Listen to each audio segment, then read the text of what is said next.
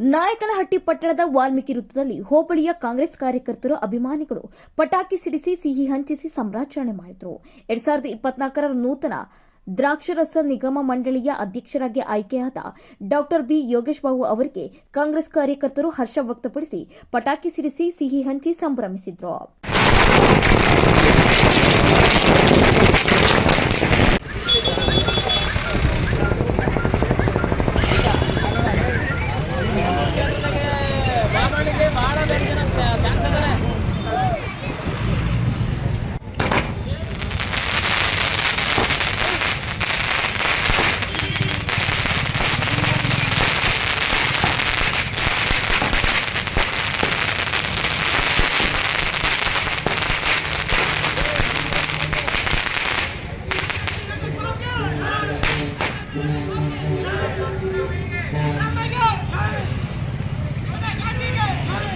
ಇದೇ ವೇಳೆ ಗೌಡಕೆರೆ ಗ್ರಾಮ ಪಂಚಾಯಿತಿ ಸದಸ್ಯ ಮಾಜಿ ಅಧ್ಯಕ್ಷ ಟಿ ರಂಗಪ್ಪ ಮಾತನಾಡಿ, ಮೊಳಕಾಲ್ಮೂರು ವಿಧಾನಸಭಾ ಕ್ಷೇತ್ರದ ಜನಪ್ರಿಯ ಶಾಸಕರು ಹಾಗೂ ಕೆಪಿಸಿಸಿ ಸದಸ್ಯರಾದ ಡಾ ಬಿ ಯೋಗೇಶ್ ಬಾಬು ಅವರು ಮೊಳಕಾಲ್ಮೂರು ವಿಧಾನಸಭಾ ಕ್ಷೇತ್ರದಲ್ಲಿ ಕಳೆದ 10 ರಿಂದ 15 ವರ್ಷಗಳ ಕಾಲ ಪಕ್ಷವನ್ನು ಕಟ್ಟಿ ಬೆಳೆಸಿದ ಬಡವರ ಬಂಧು, ಶಿಕ್ಷಣ ಪ್ರೇಮಿ ಜನನಾಯಕರಾದ ಡಾ ಬಿ ಯೋಗೇಶ್ ಬಾಬು ಅವರಿಗೆ 2023ರ ವಿಧಾನಸಭೆ ಚುನಾವಣೆ ಸಂದರ್ಭದಲ್ಲಿ ಪಕ್ಷದ ಪ್ರಮುಖರು ಮುಖಂಡರು ಸೂಚಿಸಿದ ಜವಾಬ್ದಾರಿಯನ್ನು ಪ್ರಾಮಾಣಿಕವಾಗಿ ಮತ್ತು ಶಿಸ್ತಿನಿಂದ ನಿಭಾಯಿಸಿ ಕಾಂಗ್ರೆಸ್ ಪಕ್ಷದ ಗೆಲುವಿಗಾಗಿ ಪ್ರಮುಖ ಕಾರಣಕರ್ತರಾದ ಡಾ ಬಿ ಯೋಗೇಶ್ ಬಾಬು ಅವರಿಗೆ ಗುರುತಿಸಿ ಎಂದು ಕರ್ನಾಟಕ ಸರ್ಕಾರ ದ್ರಾಕ್ಷರಸ ನಿಗಮ ಮಂಡಳಿಯ ನೂತನ ಅಧ್ಯಕ್ಷರಾಗಿ ಆಯ್ಕೆ ಮಾಡಿರುವುದು ಸಂತಸ ತಂದಿದೆ ಎಂದರು.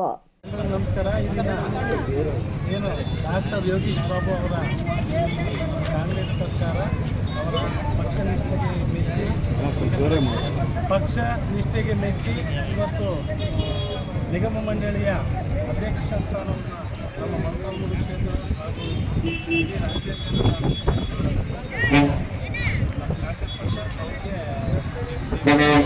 ಪಕ್ಷ ನೀಡಿದೆ.